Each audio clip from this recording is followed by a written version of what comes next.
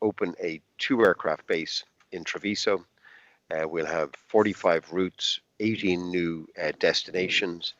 È Eddie Wilson in persona, amministratore delegato di Ryanair, a scandire date e cifre di quella che sembra una vera e propria rinascita per il Canova a partire dal 30 marzo. Parla di fiducia Mr. Wilson guardando al vaccino anti-Covid e alle attese di ripartenza per il mercato internazionale nel turismo come nel business. Per lo scalo trevigiano, inesorabilmente vuoto da mesi, parliamo di 45 rotte, 6 nazionali, 39 internazionali. Di queste 18 nuove di zecca verso Tel Aviv, Salonico, Alicante, Francoforte, Alghero, solo per citarne alcune. Ma lo scarto sta nel nuovo ruolo del Canova, che diventa la 15ª base in Italia del colosso volante, punto di riferimento a nord-est. Questo significa 2 aeromobili di base, 60 dipendenti stanziali, una promozione che Treviso aspettava dal primo volo Ryanair del 1998.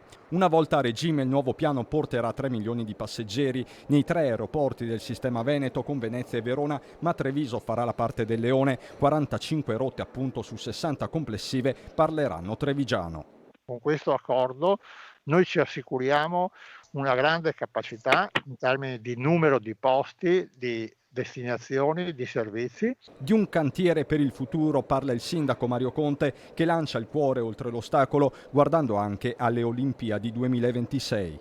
Oggi è una giornata davvero importante per la città di Treviso, è emozionante perché in un momento caratterizzato dalla pandemia, dalle restrizioni, dal lockdown, noi stiamo progettando e costruendo quello che sarà un futuro glorioso per la nostra città e per il nostro territorio. Primo cittadino che ricorda la partita ancora aperta sul master plan d'area e il monitoraggio ambientale portato avanti con Save, partita che Conte rilancia. Non ci resta, come dicevo prima, che prendere il volo insieme alla nostra comunità e alla nostra città.